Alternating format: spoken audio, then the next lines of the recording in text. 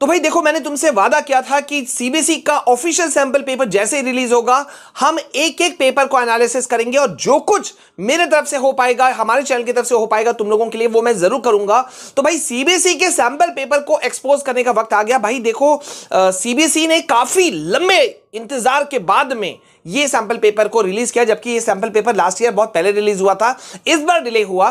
चलो भाई, देर आए दुरुस्त आए, सैंपल पेपर आ चुका है, लेकिन उसके साथ साथ में आ गए हैं मिस्टेक्स की भरमार भी। आज अभी इस वक्त मैं जो तुमको दिखाने वाला हूं वो आंखें खोलने वाला है, क्योंकि भाई सीबीएसई से उम्मीद, सीबीएसई क्या, कोई भी जो गवर्नमेंट एजेंसीज होती हैं या इस तरह के बोर्ड्स होते हैं, उनसे गलती की उम्मीद नहीं की जा सकती, क्योंकि ऑलरेडी जो ये सब चीजों को बना रहे होते हैं वो अपने फील्ड के एक्सपर्ट्स माने जाते हैं। तो यहां पे सीबीएसई सैंपल पेपर को अभी हम थोड़ा सा उसे अलग करेंगे, थलग करेंगे और देखेंगे कि इसमें कहां कहां मिस्टेक आया है। मैं चाहता हूं कि ऐसे ही इंपॉर्टेंट वीडियोस को अगर तुम जानना चाहते हो, देखना चाहते हो, बोर्ड एग्जाम 2025 को फोड़ना चाहते हो, तो चैनल को जल्दी से सब्सक्राइब करो।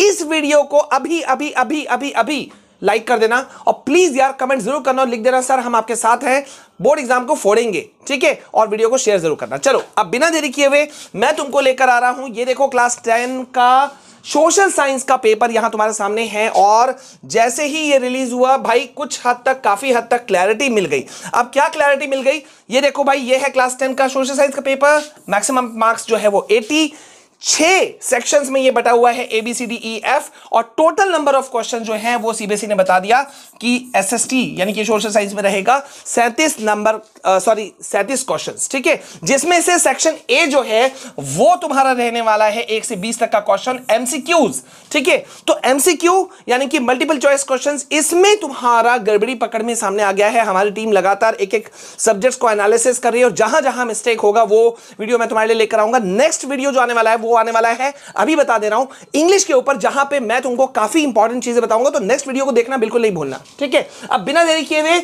इसी जो सोशल साइंस का पेपर है, इस ऑफिशियल सैंपल पेपर का मार्किंग स्कीम भी हम देखेंगे और साथ ही साथ में हम क्वेश्चन को भी देखेंगे, क्योंकि भाई ये सीबीएसई बोर्ड खुद रिलीज कर रही है तो स्टूडेंट्स को बहुत ज्यादा उम्मीद होती है कि भाई ये वो जो कुछ भी बताएं वो एकदम सही सटीक बताएं। तो यहां पे क्वेश्चन नंबर 6 जो है, यहां पे तीन क्वेश्चंस हमने ऐसे फाइंड आउट किए जिसमें कि प्रॉब्लम्स हैं, इश्यूज हैं, और उसके ये मार्किंग स्कीम में क्या आंसर रहा, एक्चुअल आंसर क्या रहेगा, और उसके सपोर्ट में हम क्या चीज दे रहे हैं, क्या आंसर क्यों गलत सीबीएसई ने बता दिया, वो सारा कुछ मैं अभी बताने वाला हूं। तो क्वेश्चन नंबर 6 को देखो। क्वेश्चन नंबर 6 है फेडरलिज्म चैप्टर से जुड़ा हुआ।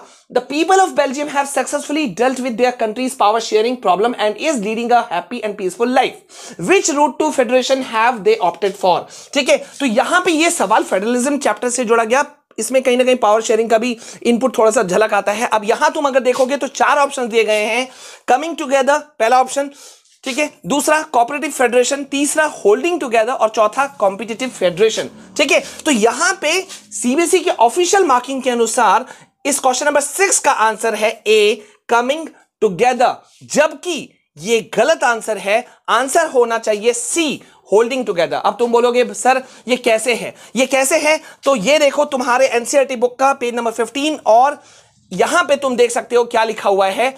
India, Spain and Belgium are examples of this kind of holding together federations. देख रहे हो, इंडिया, स्पेन एंड बेल्जियम, ये 3 उदाहरण हैं होल्डिंग टुगेदर फेडरलिज्म के, ठीक है। मतलब यहां पे सीबीएसई ने एक ब्लंडर मिस्टेक किया। मैंने पहले ही शुरू में कहा था वीडियो का कि भैया सीबीएसई, क्योंकि ये जो क्वेश्चन पेपर, इस तरह के सैंपल पेपर, ठीक है, सिलेबस जो भी कुछ बनाती है तो उनसे बहुत उम्मीदें होती हैं स्टूडेंट्स को, क्योंकि स्टूडेंट उसी को पकड़ के चलते हैं, ठीक है। उसके बाद में अगर वो सीबीएसई या इस तरह का कोई बोर्ड या इस तरह का कोई एजेंसी कुछ बना के लाता है तो लोग, जो स्टूडेंट्स हैं, वो टीचर से भी लड़ जाते हैं कि अरे बोर्ड थोड़ी ना गलत होगा। तो यहां पे ये पहला ब्लंडर मिस्टेक नजर आया।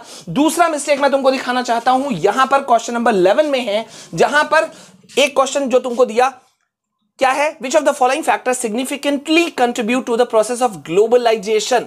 ग्लोबलाइजेशन जो है, वैश्वीकरण जिसे कहा जाता है हिंदी में, उसमें कौन कौन से जो फैक्टर्स हैं जिन्होंने सिग्निफिकेंटली कंट्रीब्यूट किया। इसमें अब 4 ऑप्शंस दिए गए, ठीक है।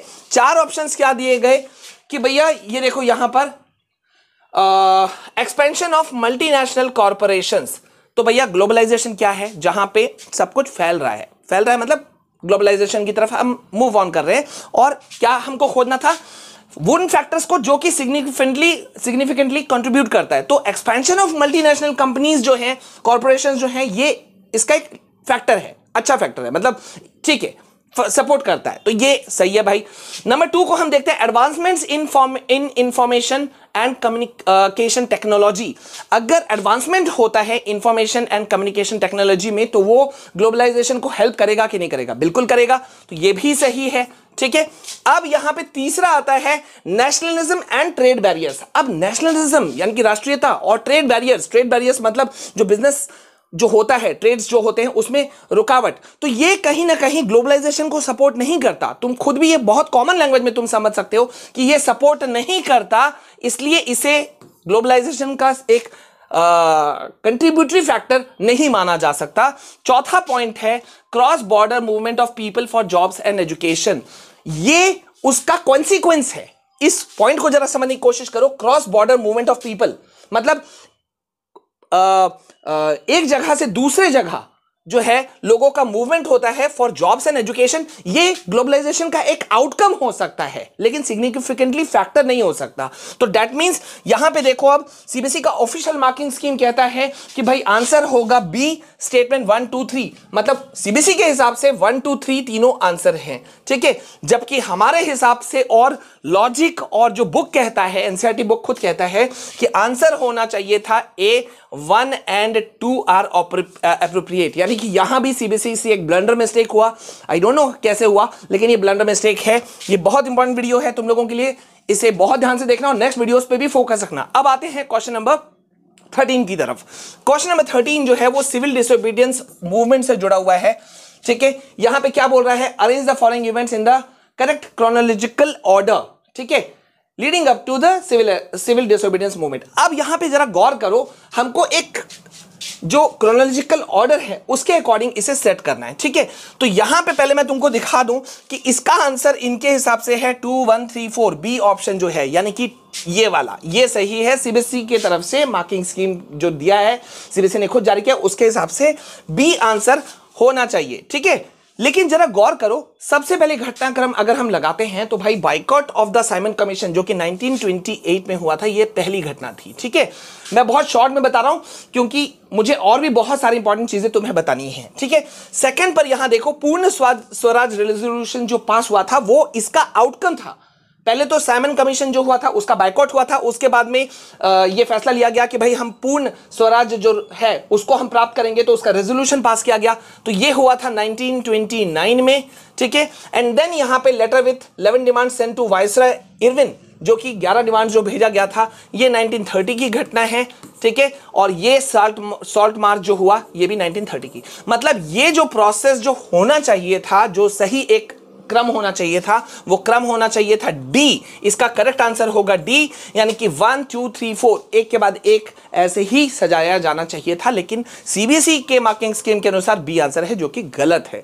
तो भाई ऐसे मिस्टेक्स जो हैं ये स्टूडेंट्स के ऊपर भारी पड़ती हैं। अभी तो हमने सिर्फ एमसीक्यू को खंगाला है, अभी पता नहीं और भी क्या क्या चीजें निकलेंगी। मुझे लगा ये तुमको बताना चाहिए, इसलिए मैंने ये वीडियो, बहुत इंपॉर्टेंट वीडियो बना दिया।